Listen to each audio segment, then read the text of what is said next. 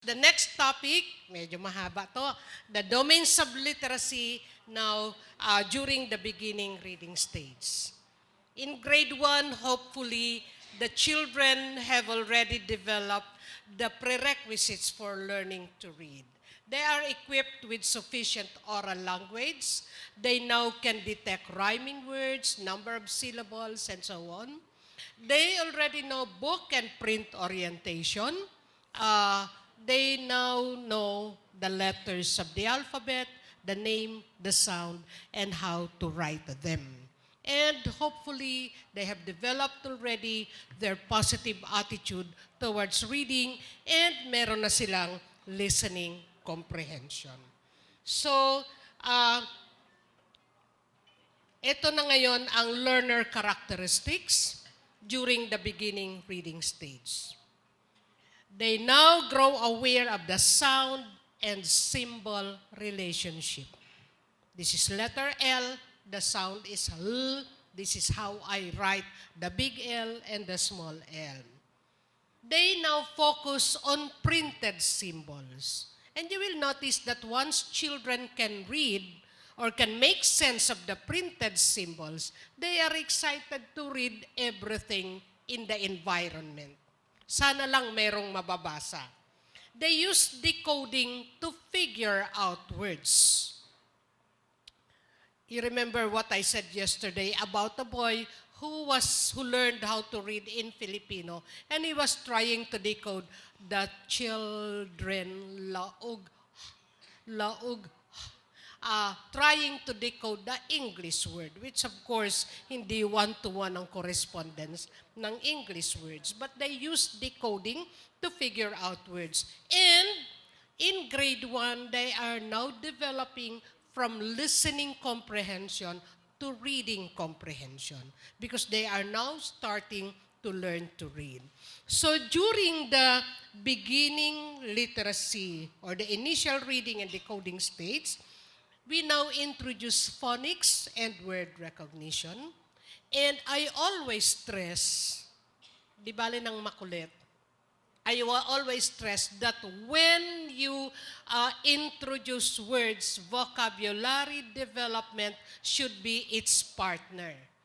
Pag inintroduce mo ang word na school, merong picture ng school. Pag inintroduce ang word na store, may picture ng store. So that what they can read, they can also understand. Spelling. In kindergarten and beginning grade 1, we accept invented spelling. Yung gaya ng mga text nating spelling. But once you have introduced the word, we expect the children to spell them correctly. Grammar awareness, composing, comprehension, which is both listening and reading. When we talk of phonics and word recognition, we mean the ability to identify a written word by sight or by deciphering the relationship between the sounds of spoken language and the letters in written language. So you see how important knowing the sounds of the letters is. When they meet a new word, they try to sound the letter. And prerequisite talaga to word recognition ang sounding ng letters. I assess children who cannot read. Sabi, Ma'am, hindi po nakakabasa ang anak ko. Si baka po dyslexic. Sabi ko, stop branding your child. Tingnan muna natin. At nakita ko, hindi pala mastered ang sounds ng letter. Kaya nagkakabisote ang bata. So see to it, huwag magmadali. Dapat talagang alam niya ang tunog ng lahat ng titik, bago siya pumunta sa decoding. Okay, teaching word recognition in mother tongue and Filipino. When you teach a letter, for example, M, nandyan ang vocabulary development. That's why the classroom should be print-rich. And the classroom bulletin board should change as the lesson changes. So take note, please, dear administrators, tingnan nyo anong nasa bulletin board. Teka muna, nung June yun na ang nasa bulletin board mo. March na ngayon, yun pa rin. It should be very interactive kung anong lesson yun ang nasa bulletin board so that when the children come to class, ay alam ko yan, manok, martilyo, mangingisda, mansanas, mani, mapa, lahat yan nag-uumpisa sa Eh kung walang picture, sinabi mo lang mapa, anong ima-imagine ng bata sa mapa, di ba? Okay. Kaya alam nyo, ang kindergarten teacher, dapat mayroong kada isang letter, isang envelope. Lahat to, nag-umpisa sa titik M, sa titik S, hanggang ngayon, nandyan pa yung mga ganun ko. Gusto nyo manghiram? Okay. Introduce the letter, introduce the sound, introduce the form, and give exercises. Okay, sa reading kasi in Filipino and in the mother tongue, kinumbine ang letter recognition or alphabet knowledge and decoding. I think most of you are familiar with the Marunko approach in teaching word recognition. So pinagsama na alphabet knowledge and word recognition. In teaching the next letter, which is S, you follow the same procedure as titik A. Then when you teach the next letter, A, kasi pwede, sa mother tongue, saka sa Filipino, mas mauunang na ituturo, isa sa mga unang tinuturo, ang mga vowels. Kasi isa lang ang tunog ng bawat vowel sa mother tongue, saka sa Filipino. Tama ako? Hindi ako masyadong familiar sa ibang mother tongue.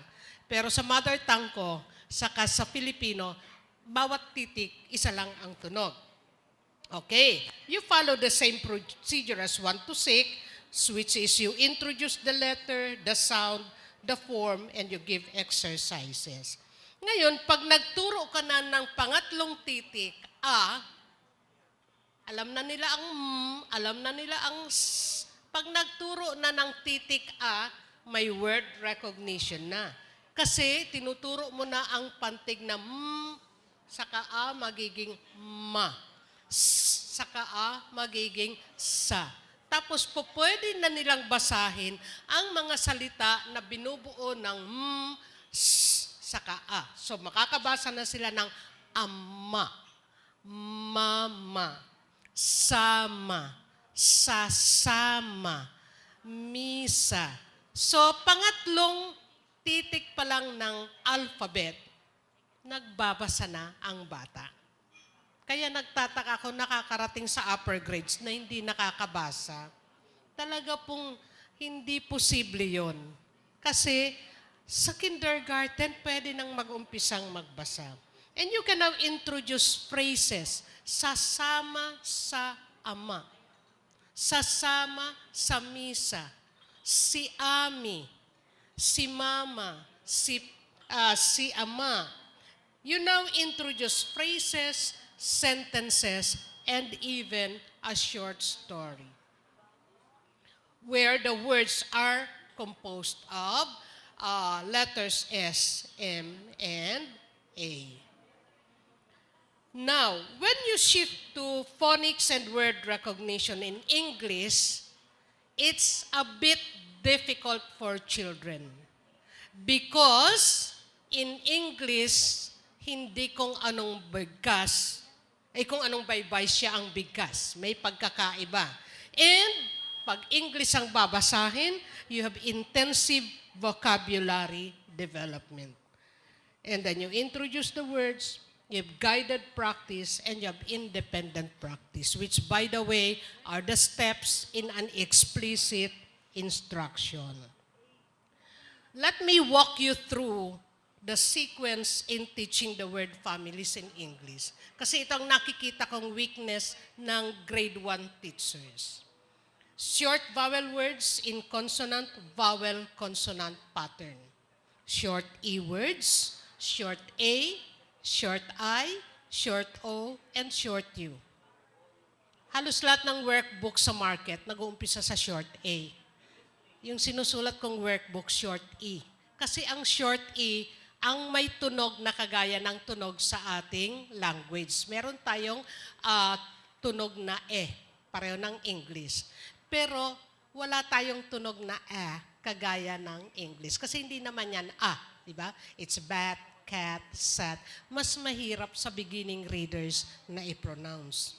Ang short I, medyo iba din. Kasi hindi kundi And then, mahirap sa Filipino readers pag nagdumating na sa short O.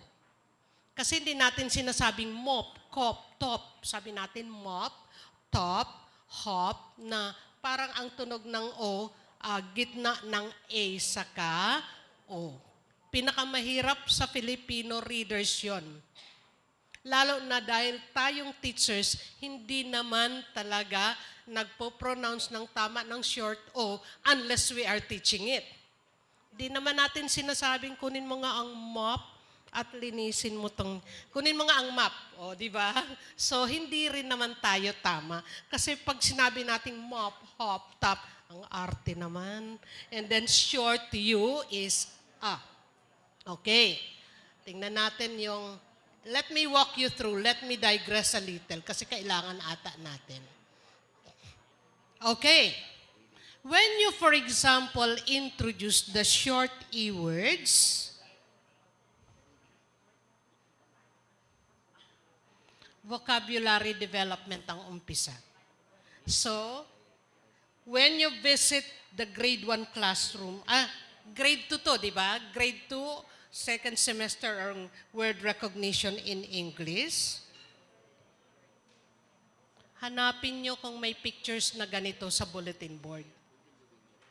Dahil hindi maaapuhap ng bata sa imagination kung ano ang web, kung ano ang vet, kung ano ang jet. Dapat nandun yan sa bulletin board, may pangalan. Pagdating ng bata, babasahin na yon. Always look for these things. Kasi ang grade 1, grade 2 class, hindi po pwedeng hindi print-rich ang environment. And then unlock the words fed, led, set through actions. Introduce games that will help the children master the vocabulary. Then focus on one ending sound muna.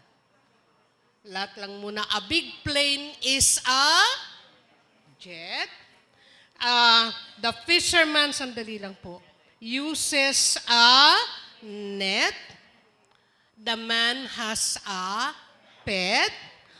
The two ladies met in the grocery, and the vet treats the pet dog. Ayun. And then you introduce the words one column at a time. Lahat lang muna nag-i-end sa et. So, kung na-master nila ang sound ng letters, madali sa kanilang basahin yung net, met, set. Ayun, kasi yung ano lang ang bago. And then you have exercises from the easiest. They just write the beginning sound. Then, tingnan nyo, moderate disequilibrium. Pahirap ng pahirap, pero konti lang ang hirap. They read, then teach them to draw a line from the picture to the word. Then, teach them or tell the children to encircle the correct name of the picture. Then, tingnan nyo, mahirap na to because spelling is already involved.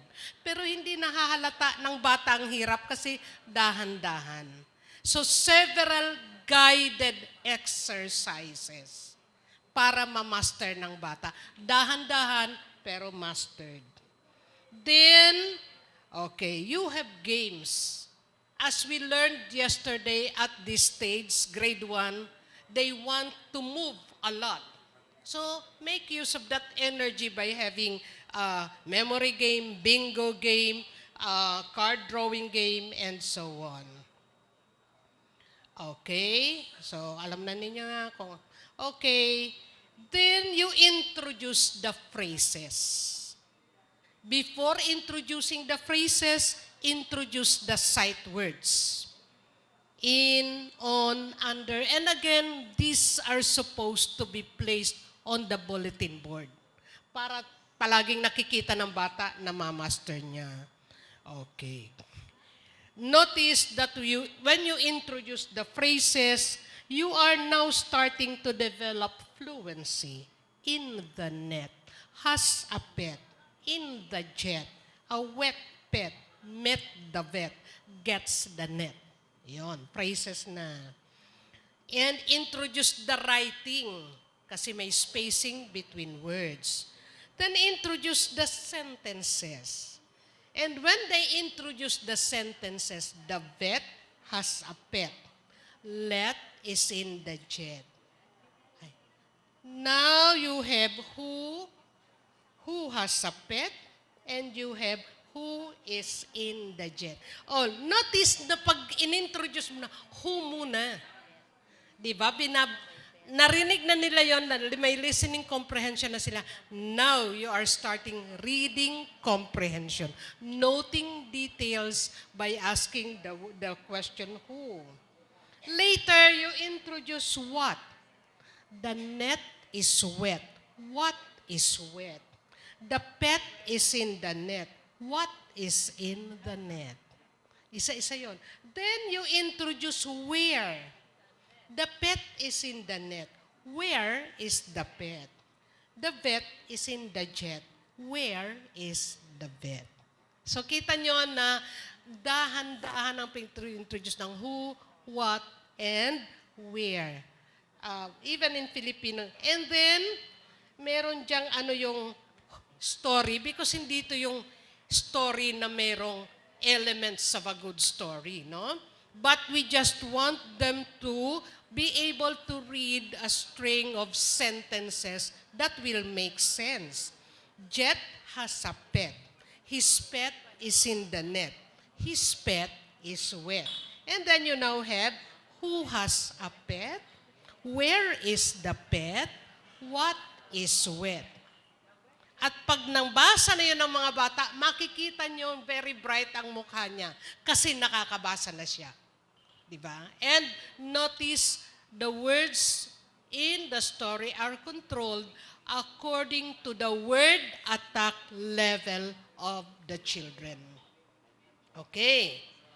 Then, so the sequence of exercises, mastery of words, reading the phrases, where you now have the sight words, reading the sentences, and reading a short story. But the focus is only on short e-words ending in ed.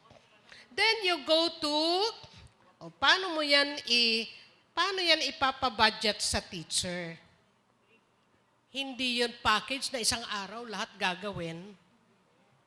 Day 1, you introduce the ed words, meron kang guided and independent practice. Day 2, you introduce the phrases, then you have guided and independent practice. Day 3, you review the phrases, you introduce the sentences. You have guided and independent practice. Day 4, you review the sentences and you introduce the story. So notice na hindi package. Mama, akala ko isang araw lang. Sabi ko, ano ka? Miraculous medal? Hindi yan namimilagro. Dahan-dahan yan. Okay. Then you introduce the next column of words. Now you have short E ending in N. You have hen, men, pen, ten, and then. Introduce the words, review onsets and rhymes. Yon. Then exercises again. Draw a line from the word to the picture. Then, encircle the correct name of the picture. What do you notice? Naka-involve na ang short E ending in et and short E ending in N. Ang titingnan nila, hindi nilang beginning, kundi pati ending sound. Is it a pet or a pen? Is it men, met, or men? Then you have a bingo game. Now you have the short E ending in et and N. Okay, the words. And then you introduce the phrases. Notice na sa phrases, meron ng words na nag-i-end in et and N. A pet hen met the men. The 10 men in the jet. A wet hen gets the pen. And then you let them read the phrases and the sentences. And then you now have a short story. Yon. Who, what, where. And you have a short story. You you introduce sad as a sight word kasi wala ka pang short A. But you want the story to be more sensible. Yes, sir. May tanong po. May ginamit tayong word na jet as plane. Pero merong story doon na ginamit natin ang jet na pangalan ng tao. Hindi kaya malito ang estudyante doon? Hindi naman po kasi i-introduce yan ng teacher na may mga bata naman na ang pangalan ay Jet and it is written starting in big letter. So introduce po ng teacher before saying, this Jet is a name of a boy. Diba? I-introduce po yun. Okay, so Ben and his pen. Kasi wala kang magagamit na name na nagtatapos sa et, di ba? Then, tingnan nyo na ang comprehension question. Who has a pen? Dalawa pa lang muna ang choices.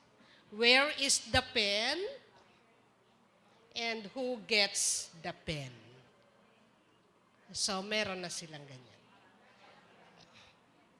Hindi na kayo magsisitwork, wala tayong time. Pag natapos na ang short vowel words, short E, short A, short I, short O, and short U, we now go to words with consonant blends, initial and final. Yun. Anong nanonotice nyo sa L blends? Meron kang words na nag-uumpisa sa bl, kl, fl, gl, pl, and sl. Notice the next letter. Dapat lang ang next letter ay short vowel words. Kasi hindi mo pa na-introduce ang long vowel words. So wala pa dyan ng word na plate or plain, long A yon. Wala pa dyan word na slide kasi long I yon. So merong not yet kasi hindi pa po pwede. Because you want to give the children that feeling of success na lahat ng nandyan mababasa na. O dyan. S blends and final blends. Then you now go to words with consonant digraphs. SH and CH words. Then you go to the long vowel words, long A, long I, long O, and long U. Pang grade 3 na to. Yun. Long I, long O, and long U. And then you have words with vowel diphthongs, yung naggaglide ang oy as in oil, oy as in toy, o as in tot, o as in so, aw as in out, aw as in how. Okay. You have the examples of words and words with vowel digraphs. O as in goat, E as in sheep, E as in beat, A as in pail, A as in bay. Okay. And be sure na pag na-introduce mo na yung double E words and EA words, bigyan ng bata ng exercise on homonyms or homographs, no? Ang hina ng Filipino children dyan. The boat sails in the sea. Is it S-E-E or is S-E-A? Mother cooked meat. My left heel is painful. It is bad to steal. I want to go to the peak of the hill. So, yon. AI. Okay. Titigan nga natin to. Sa seminar, kasi lumalabas yun, ma'am, pwede bang gamitin ng babebi bobu pag nagtuturo ng English? Sabi ko, okay lang yun sa Filipino, pero pag tinuro mo ang word recognition in English using babebi bobu. Tingnan nyo nga, paano babasahin ng bata ang ball? Paano babasahin ng bata ang bug? Paano babasahin ng box? 0/3. Ibig sabihin, we have other techniques. Huwag nang babebi bobo pag nagtuturo ka ng English. Kasi iba ang tunog ng vowels in English. Nakita ko kasi ito sa mga classrooms.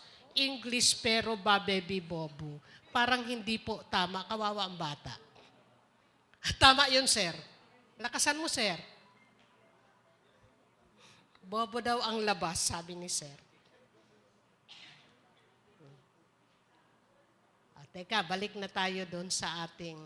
Pero kung gusto po nyo ito, ikakat and paste ko doon sa aking lecture. Kasi naisip ko lang to kanina na ano po? Sige po, ibibigay ko sa inyo lahat.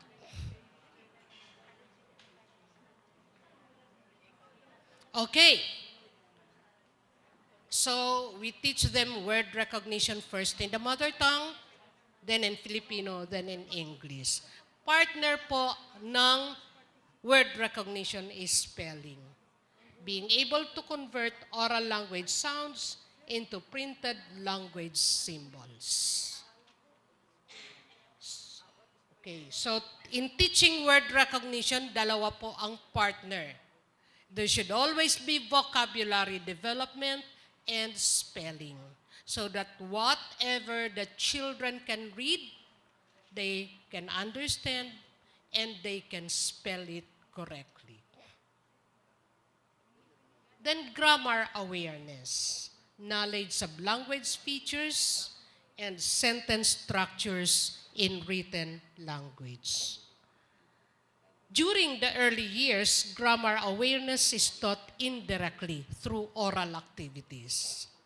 And please remember, please stress to your teachers that the teacher is a good model.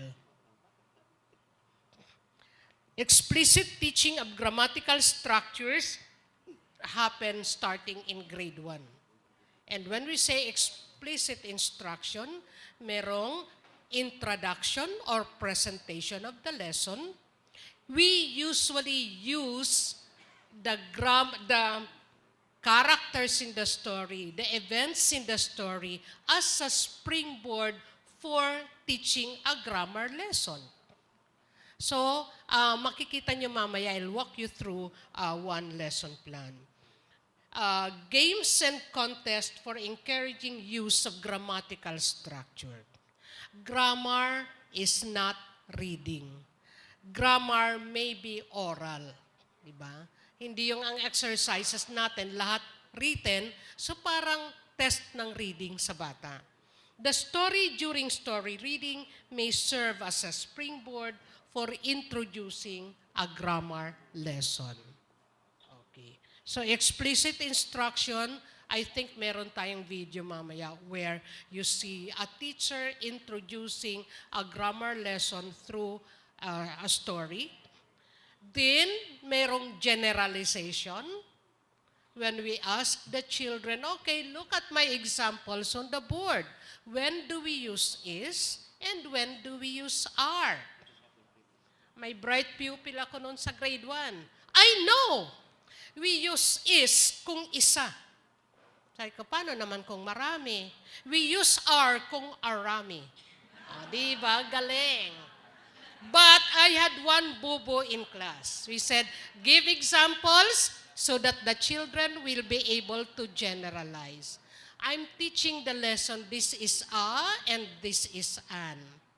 On one side of the blackboard, I have pictures like pen, bat, net, fan, hat, and so on. On the other side, I have pictures of atis, orange, avocado, apple, egg, and eggplant. And I said, this is a net. This is a fan. This is a hat. And on the other side, this is an apple. This is an orange. This is an egg. This is an eggplant. This is an atis. And then I asked, look at the blackboard, children. When do we use this is a? And when do we use this is an? And the brightest boy in class raised his hand and said, I know. Sige na, Rolex, when do we use this is an? We use this is an when the next word is a name of food. And we use this is a, and if the next word is not a name of food. And I looked at my examples. Incomplete examples, wrong generalization. Diba? So be sure that your examples will generate correct generalization. Diba? Hindi ko makalimutan. Doktor na yon si Felix ngayon. Pero na hindi. Okay. Then composing. Being able to formulate ideas into sentences or longer texts and represent them in the conventional orthographic patterns of written language. Composing, meaning we ask the children to put down in writing their ideas. But sometimes we teachers have a wrong notion of composing. Akala natin pag magpapakompose tayo, dapat correct spelling, dapat may margin, dapat may indentation, dapat capital letters, dapat correct punctuation mark. These mechanics of writing should come later. Ang concern muna natin is for the children to be able to put down their ideas on paper. So, and usually, a composing activity is an offshoot of a story listened to. So for example, when I read the story, The Most Beautiful House in the Forest, I told the children, okay, draw your house and write the names of the parts of your house. And Alexander, a 4-year and 8-month-old child, drew his house and look at his spellings. Hindi ko alam kung bakit ang roof niya RWF, roof.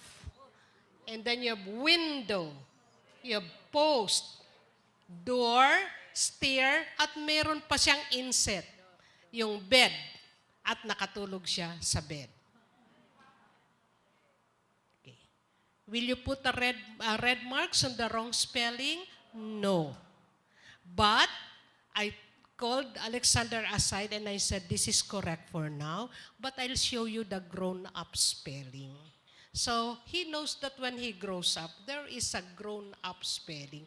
Kasi pag nilagyan ko yan ng red, hindi nasusulat si Alexander. Okay. So, that's composing. The Most Beautiful House in the Forest.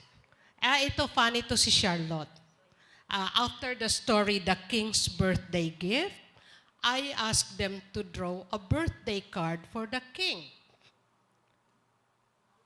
Tama na siya, kinder din to. Marunong na siya ng left to right, pero hindi pa siya marunong ng top to bottom. Very consistent, no?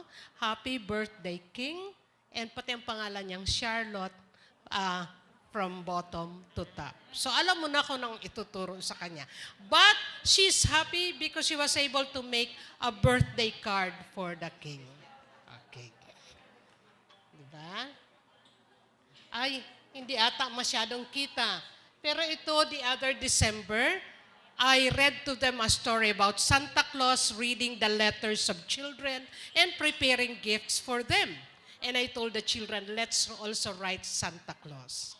And I placed the heading there and the date. And this girl said, Teacher Feli, when we do an email, we don't anymore put the date because it's already there. Oh my God. Hindi na pala sila nagsusulat ng letter, email na pala. But I said, no, we're going to mail this to Santa Claus. There's no internet connection in the North Pole. So sinulat niya yung date. At sinulat niya yung greeting, Dear Santa, I want to have a bike. I am a good girl this year. Love, Jana. And Jana is in grade 2. So, noon pa lang siya na-introduce sa kung paano gumawa ng letter. Medyo tama na yung ni Jana. So, composing is most often an offshoot of a reading activity. Kasi ang hirap sa atin noon, papasulatin tayo, wala naman ng trigger. My happiest summer vacation. Di ba yun ang unang pinapasulat? Eh kung hindi naman happy yung summer vacation mo, paano yun? Tapos ang kinokorek na una, spelling, punctuation, indentation. So ayan ang sumulat ng bata. Ano yun, ma'am? My favorite pet. Oh, wala namang pet. My New Year's resolution. Eh, wala naman akong resolution, di ba? So, let the teachers think of something more creative for the children to compose. Writing sentences may use invented spelling if the words that he or she writes has not been taught yet. Sisitahin mo na kung tapos na akong magturo ng words with consonant blends. May karapatan na akong magsita sa wrong spelling. Pero pag hindi ko pa na ituturo, they can use invented spelling. They can write short paragraphs, letters, posters, diaries, and even short stories. Then, during the fluency stage, pag grade 2 and 3 na to, they are already developing fluency in reading. They can already recognize patterns in words. They check for meaning and sense, and they know a stock of sight words. So at this point, we already stress fluency. Vocabulary development, reading comprehension, and study skills. Fluency is the ability to read orally with speed, with accuracy, and with proper expression. And we are going to observe that tomorrow when we discuss Phil-Erie. Makikita niyo yung mga bata how they read. Kasi nag-shoot sila ng video ng mga batang nagbabasa talaga. Are they reading with the appropriate speed? Is the reading of the words accurate? And is there proper expression in reading? Proper expression means they read in thought groups, and if there is a question mark, what's the intonation? If there's a period, if there's an exclamation point, and so on. They develop fluency in reading. So they recognize patterns in words. Alam ko na, lahat lang yan sa huli, best, nest, best. They check for meaning and sense. The house trots. Di naman nagtatrat ang house. So, babalikan ng bata, hindi pala house. The horse trots. So, they self-correct. They know a stock of sight words. Fluency refers to accuracy. Words are read correctly. Accuracy, fluency means automaticity. When they see a word, they can read it. Fluency means proper expression. And fluency is affected by the weakness in recognizing words. So that word recognition must be accurate. It must be rapid, and it should require little conscious attention so that attention can be directed to the comprehension process. Kasi nakakabasa nga ang bata, pero ang basa, the visitors are in the hotel. Pag laborious ang word recognition, nakakalimutan na ng bata yung sense ng binasa niya kasi ang attention niya nasa word recognition. And it says that one reason students may not comprehend text is that they are spending all their attention and energy on figuring out words. So, ang attention niya nandun sa paano babasahin tong word na to, wala talagang comprehension yun. So that in order for the children to have comprehension. The children should have fluency in reading. Okay. And this is very important. Knowledge of words and their meanings in both oral and print representation. What the child can decode, he should understand. So, tingnan nyo yung bata, nagbabasa, there are 3 eggs in the nest. Nai-imagine niya ang ibig sabihin ng binabasa niya. So, there is comprehension. Pero pag nababasa niya na lang na, there are 3 eggs in the nest, tama ang basa niya lahat ng words. Pero hindi niya naintindihan, it will not result to understanding the word.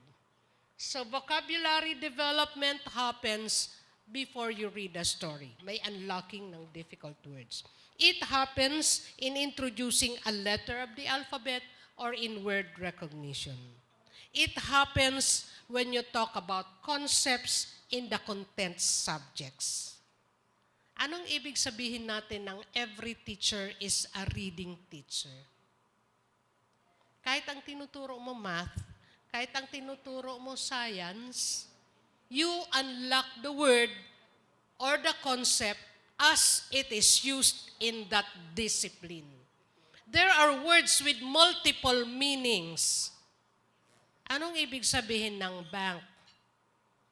Kung ginagamit mo, pwedeng bangko, pwedeng bank ng river, di ba? Or anong ibig sabihin ng park? Pwedeng park na lalaruan or pwedeng park where you park your car and so on. And ewan ko narinig na to ng iba, yung anik, it really happened. Sabi ng math teacher namin who is going around to look at how children progress in math. And sabi niya, Feli, you should do something in reading. Yung problem sa math, napakasimple pero hindi naintindihan kasi ng bata yung konsepto. The problem is Roberto has 10 marbles. He gave 6 marbles to his friend. How many marbles were left? Tiningnan niya yung kaliwang kamay. Kasi hindi in-explain ng math teacher kung anong ibig sabihin ng left sa math.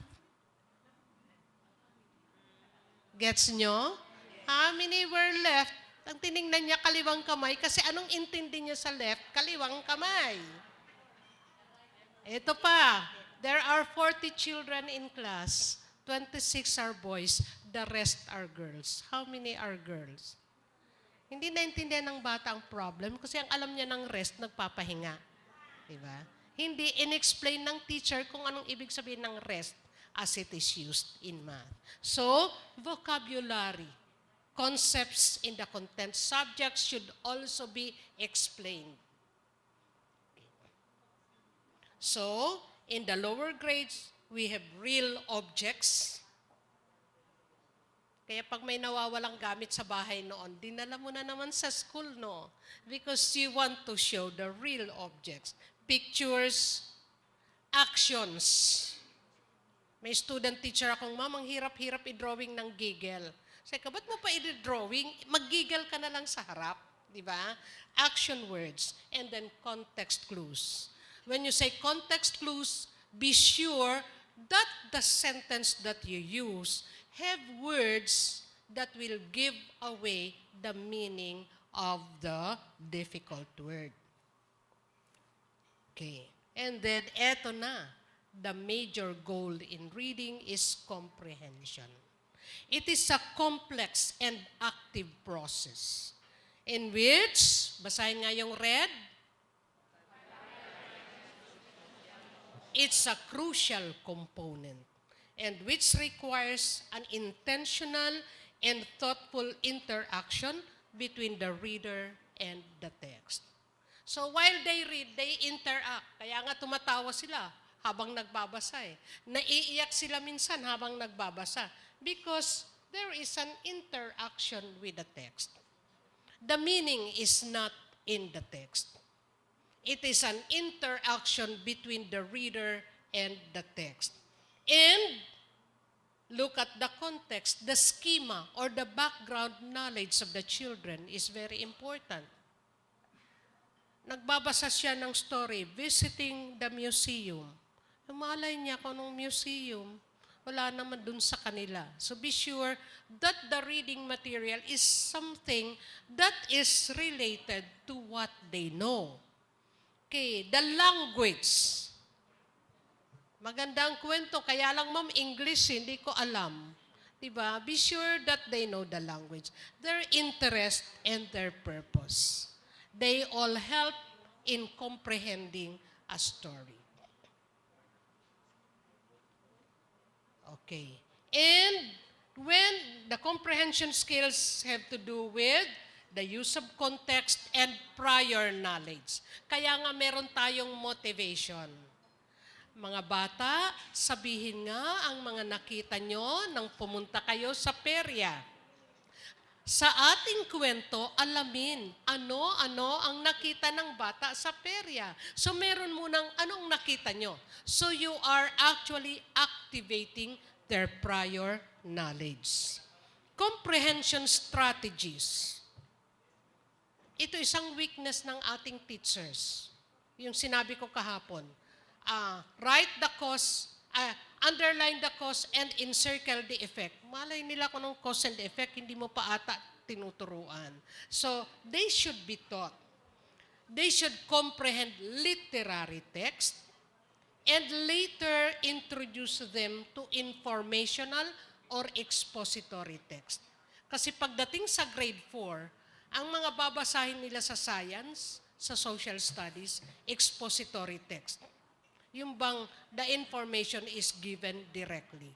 And one finding is kaya mahina ang bata sa science at social studies sa grade 4, it's because we did not introduce them in the lower grades to reading expository text. Okay. So notice how reading comprehension is developed. It starts with a very good word recognition skill. And then, they should be able to read in proper thought groups. Then, they should be able to understand what they read. And if these three factors are present, then it's easier to develop reading comprehension. Gets nyo ang problema? Kung wala yung unang tatlong yan, talagang walang comprehension. Pero pag may word recognition, may fluency, may vocabulary development, merong comprehension. May tanong? Okay, decoding and comprehending. Will you read one definition of reading? Everybody?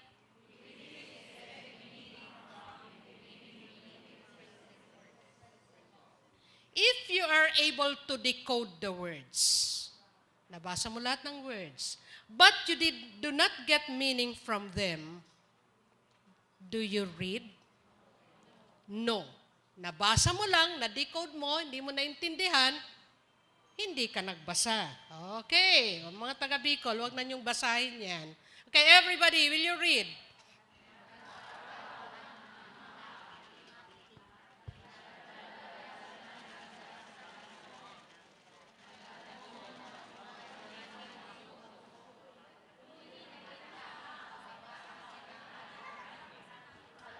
Were you able to decode all the words?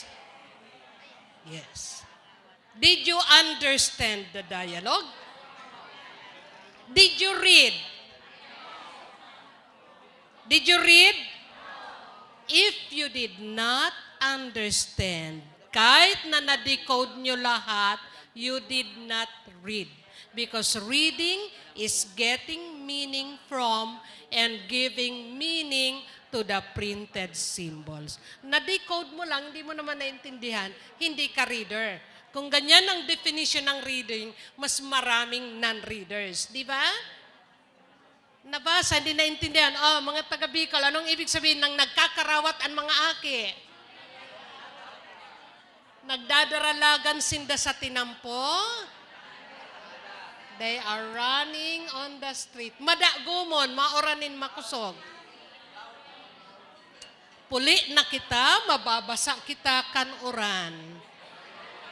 Let's go home, we will get wet. Kung nabasa lang yun, hindi naintindihan, hindi ka nagbasa. Nag-decode ka lang. Gets nyo? Maraming non-readers. Kung ganito ang definition ng reading. Okay. So, notice the shift from listening to reading comprehension. You should explicitly teach the following comprehension skills. Noting details. So you present a short story and you teach the children what will be your answer if the question is who, if the question is what, if the question is where. How do you sequence events? Here are 3 sentences from the story. Which of these sentences happened first, second, third, or sensing cause and effect? Ang sanhi, ang ibig sabihin nun, yun yung dahilan kung bakit nangyari. Ang bunga, yun yung resulta. So, then all these comprehension skills should be taught explicitly in the lower grades.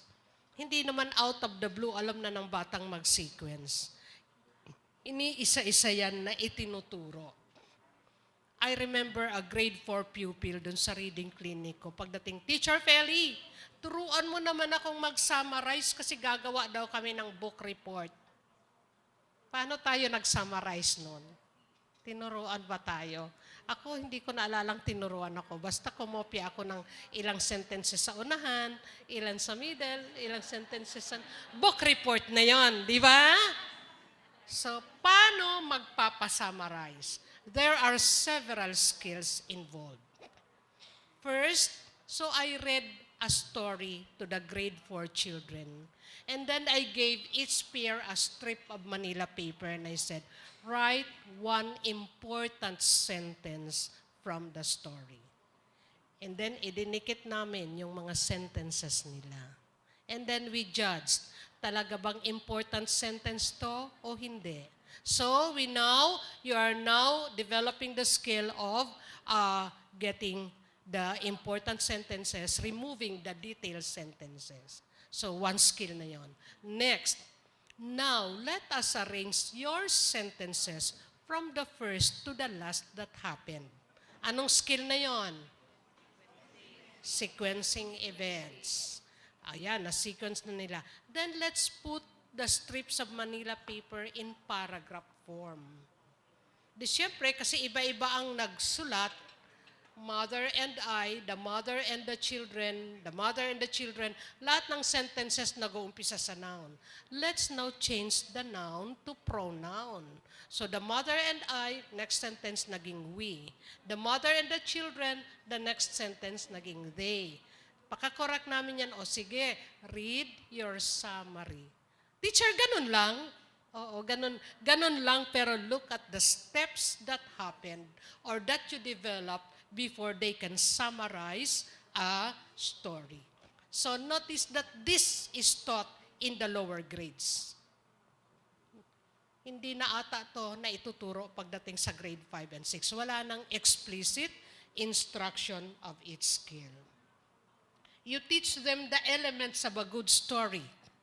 Nasa grade 3 naman yan na lesson. Grade 2 nga meron na eh. Setting, characters, the plot. Which happened first, what's the problem, what's the solution, what's the ending. Then, understanding a poem, you teach them stanzas and lines. You teach them rhyming words. And a poem is difficult because there is figurative language. You teach them to note information in an expository text. And you teach them to understand graphs, tables, and figures, which is now the last domain, study skills. a general term for techniques and strategies that help a person read or listen for specific purposes with the intent to remember. So we teach the children to follow instructions, oral and written. We teach the children to alphabetize. Kasi kailangan nila yon pagtitingin na ng meaning sa dictionary. We teach the children to interpret tables. Kailangan nila yan sa araling panlipunan pag nag-aaral ng mga produkto galing sa iba't ibang rehiyon.